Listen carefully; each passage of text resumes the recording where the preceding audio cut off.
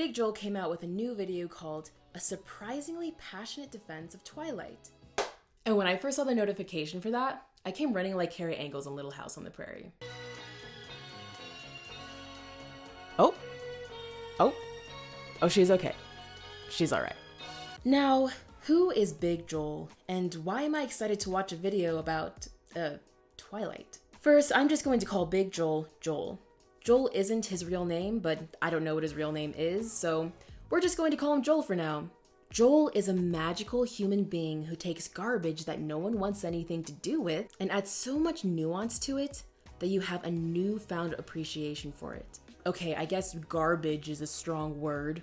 I didn't think that Shark Tale was bad, I just thought it was Finding Nemo? No, Shark Tale. Oh. What I love about BigJoel is that he doesn't explain why something is garbage, even though those videos are insightful and really fun to watch. And he doesn't just review great films and talk about why they're great, even though I think those videos or articles are really important too. He takes films or media that you forgot about, or at least want to forget about, and he takes them seriously. Let's pretend that the writers weren't just being lazy or made a mistake, and try to understand what's in front of us, flawed or not. And if we do that, what can we see? And well, I think that's amazing. I usually just write off those movies as lazy writing and get frustrated that people still eat this trash. And then I get depressed that we live in a society that doesn't value the arts. But Joel doesn't get angry at lazy writing. He simply analyzes what's in front of him and takes it for what it is. And for me, that's really refreshing. So naturally, I was excited to watch his video on Twilight. Joel's video, A Surprisingly Passionate Defense of Twilight, views Twilight as a positive outlook of horror. Horror is best at challenging our sense of agency. Consider zombies for a second. They're these creatures who really look like us and who used to be like us. But now they don't have agency. They don't decide things. They just move around and consume because of things that have nothing to do with what they want or who they are. And in a sort of subtle way, looking at a zombie forces you to ask yourself, is that me? Do I have control over my actions? Or am I also animated by these strange exterior forces? So ultimately, horror is a lack of agency, or in other words, losing your own desire and will to create the life that you want to live. Joel then goes on to describe the lack of agency that the Twilight characters have. Jacob, a werewolf, deals with imprinting, which is when a werewolf involuntarily finds their soulmate and bonds to them. As romantic as it might sound, Jacob hates this. None of them belong to themselves anymore. And the sickest part is, their genes tell them they're happy about it. Jacob is frustrated that he won't be able to choose who he loves. It will simply be forced upon him. Edward, who is a vampire, lacks agency as well. This is particularly seen when he is forced to drink Bella's blood. Stop. Find the will. Though Edward has always wanted to drink Bella's blood, he's resisted because he doesn't want to hurt her or turn her into a vampire. But finally, Edward has to drink Bella's blood to suck out venom. He gets to do what he's always wanted to do. However, this isn't because of his own agency, but is circumstantial. Bella lacks agency in many ways. Perhaps the most obvious example is when Joel points out that she doesn't make any real decisions through the movie. I can't bring myself to regret the decisions that brought me face to face with death. They also brought me to Edward. And there is something almost comical about that line, right? Because, which decision is she referring to? The choice to move to Forks? Well, her mom wanted to go on the road. What else was she realistically gonna do? But they want to go on the road. So I'm gonna spend some time with my dad. The choice to be with Edward? That's always posed as something out of her control, something she couldn't help even if she wanted to. Even her considerations about her own death wind up being meaningless. Bella's decisions lack any sense of agency and are subject to circumstance as well. So similar to zombies in horror, which lack any agency and simply eat brains because of a biological imperative, Bella, Edward, and Jacob receive their fate simply from circumstance. However, unlike horror stories where this lack of power is feared, it's celebrated in Twilight. Even though Jacob, Bella, and Edward didn't choose their lives, in the end, Jacob, Bella, and Edward are all happy. Bella seems okay with the hand she's been dealt. To her, the horror of the story, the horror of not having control, is not scary at all. She mostly has a good time with it. And by the end of the story, everybody is happy, whether they like it or not. In a very real way, Twilight explores and to some extent celebrates powerlessness. And I think that's a really rare and refreshing thing on the face of it. Well, you're wrong, Joel. In a vacuum, being okay with your powerlessness is a very interesting idea to entertain. However, I don't find this theme rare at all. In fact, it's hard to think of a romance story where a lack of agency and powerlessness isn't central to its characters. So, in this video, I want to further explore the importance of lacking agency in romance. How does it happen, and why?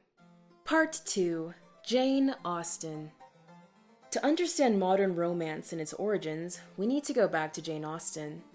According to Princeton professor April Alliston, Austen domesticated romance. Before Jane Austen, at least in Western society, love was mostly fairy tales. Like an archer finding a magical maiden in the forest and they bang or something and then she curses him because, blah. Look, I don't have like an actual historical fairy tale thing for you, but you know what I mean. So, Jane Austen is the one who domesticated romance. Though her work might seem fairy tale to modern people, it actually dealt with relevant issues of her time, such as, should you marry for love or social status? And if you did marry for love and are poor, making your life destitute, is that a just system? Pride and Prejudice explores these issues. It begins with the Bennet sisters who need to be married soon because when their father dies, their inheritance will go to a distant cousin. There's nothing the family can do about this situation, and Pride and Prejudice explores how to navigate the lack of agency the characters face. However, this lack of agency isn't simply to move the plot forward or create sexual tension. This premise is here to critique the reality that women faced. Women were often very dependent on their social and marital status,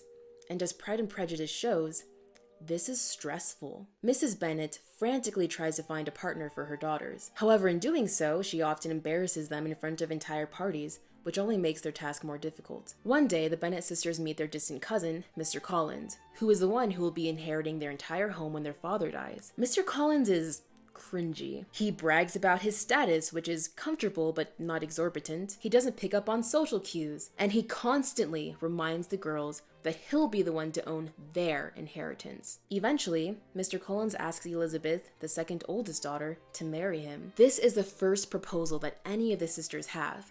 It's a big deal. Though Mr. Collins is disagreeable, to say the least, he's also a man who will live a secure and comfortable life, even inheriting their own home. Even still, Elizabeth is determined to marry for love and rejects Mr. Collins. This decision to reject Mr. Collins might seem obvious to us, but given the situation that Elizabeth is in, rejecting Mr. Collins is controversial. If Elizabeth and her sisters don't get married, they'll be left with nothing and be in poverty. However, by her own will to live a better life, Elizabeth decided to take these chances. Later on, Charlotte, Elizabeth's friend, eventually marries Mr. Collins. Elizabeth scolds Charlotte for marrying him, as she couldn't possibly be in love with him. But Charlotte retorts that she had to. She's older than Elizabeth, making it even harder for her to be married. She's a burden to her parents and needs to settle down. Whilst Charlotte is subject to her circumstances, she later finds her own happiness in the autonomy of her own home. Lydia, the youngest daughter, actually does get married, but she does so by eloping, which tragically tarnishes their family name, only making it harder for their sisters to find someone. All of this might sound petty to us, but these were realities that people had to deal with in their time. In fact, Jane Austen's writing reflected society so much that people would send letters stating that she must know so-and-so because he is just like Mr. Collins. Or the situation was so similar to the one that they had found themselves in that she must have known about it. This shows us that Pride and Prejudice is still about a lack of agency. But the narrative critiques what causes this lack of agency, and also shows how the characters deal with it. In romance, I rarely see a character's lack of agency be used to explore societal issues. Usually, a lack of agency is just used as a plot device, something that adds tension but doesn't say anything about the characters or world around them. For example, When I was younger, I used to watch an anime called Fruits Basket. It's a shoujo anime, which means that it's directed towards girls. It's not exclusively romantic, although romantic themes and tensions are a large part of the show. I want to talk about Fruits Basket because it handles a lack of agency in a way that I've seen a lot of romances do. Fruits Basket follows Toru Honda. She lives with her grandfather, who is renovating his house. However, Toru doesn't want to inconvenience her grandfather while his home is being renovated. So as not to inconvenience him like any people pleaser would do, she lives in a tent. However, this decision to live in a tent still isn't driven by Toru's own sense of agency. She lives out of a tent so she won't inconvenience others, and her will is still completely dependent on her perceived will of others. She lives in a tent not because she wants to, but because she thinks that's what her grandfather would prefer.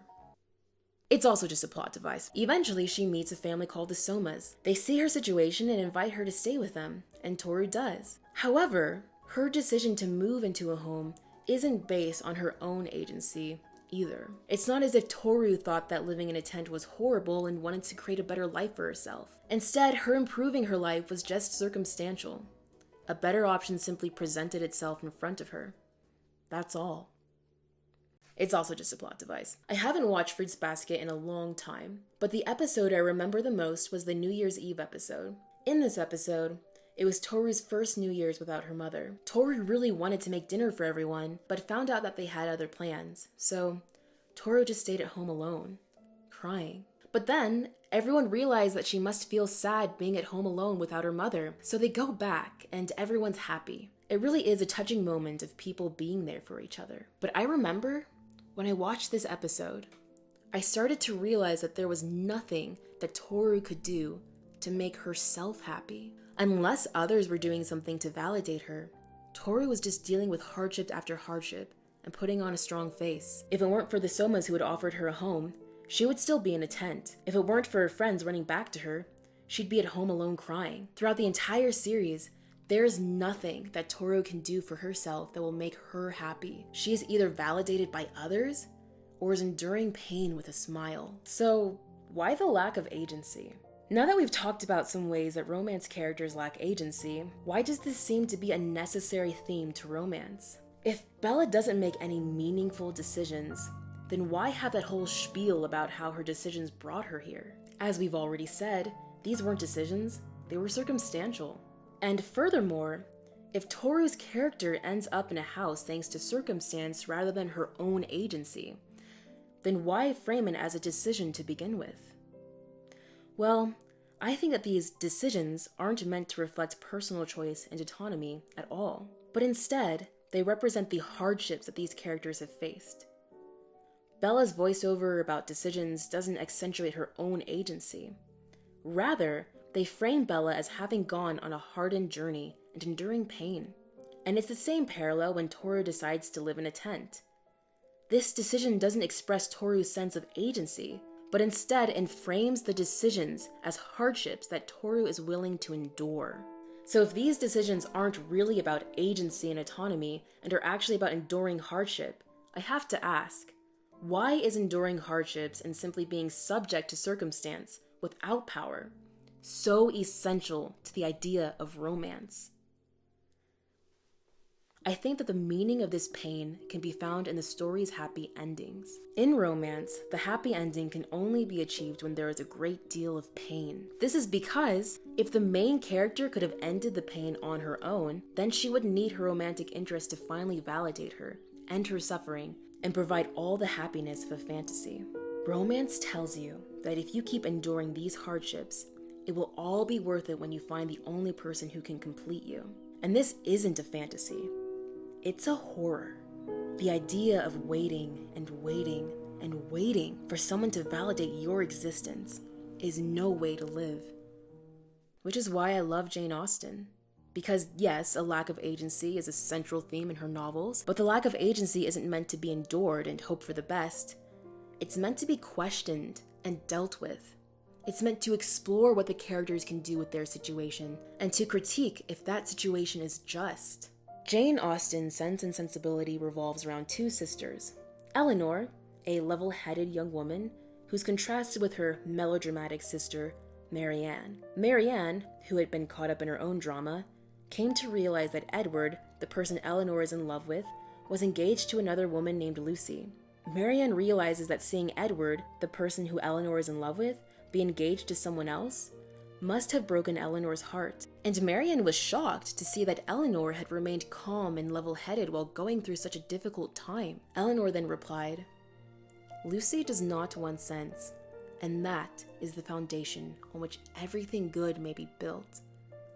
And after all, Marianne, after all that is bewitching in the idea of a single and constant attachment, and all that can be said of one's happiness depending entirely on any particular person, it is not meant. It is not fit. It is not possible that it should be so. Edward will marry Lucy. He will marry a woman superior in person and understanding to half her sex, and time and habit will teach him to forget that he ever thought another superior to her." When I first read this, I couldn't believe it. Here I was, so used to romance teaching that the foundation of happiness was senseless endurance of pain that you could do nothing about, and that the only way that this pain could possibly end is to endure it until the love of your life commits to you, ending all of your suffering and providing you a life of happiness. But this wasn't the narrative at all. Jane Austen, the one who created romance as we know it, is saying that even if you love someone above all else, over time, you can develop that love for another. Even though people are important, placing all of your happiness onto one person is not only bad, it's not possible. Thus, it is our own sense, not the validation of a loved one, that is the foundation of all happiness. Reading this was like a harsh slap in the face, but it was also exciting. It was a harsh slap in the face because it was the declaration that you are responsible for your own happiness. And that's a lot of responsibility. But it was also exciting because when Eleanor was at her lowest, she was the one who was able to make her own happiness, and that was freeing. Conclusion. So yeah, basically I just wanted to talk about Jane Austen for a while. And comparing Twilight to Pride and Prejudice does feel a little silly.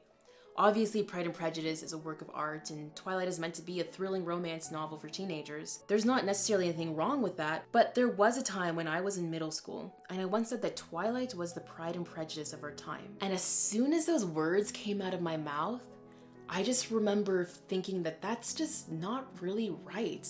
Pride and Prejudice is really good, and I didn't really like Twilight. And what made them different? They're both romance. I know it sounds silly now, but 13-year-old me couldn't really put that into words, but 24-year-old me can. So now, 11 years later, my duty is complete. I work. When you need me, but do not want me, then I must stay. When you want me, but no longer need me, then I have to go. Anyways, time for my Patreon. Scrolling past this screen is the number of Patreons I have. That's right, it's 0. If you'd like to support my Patreon, please check out the link in the description. Here is another video of mine that you might like to watch. And as always, please like, subscribe, and hit the bell for more content. Thanks so much for watching!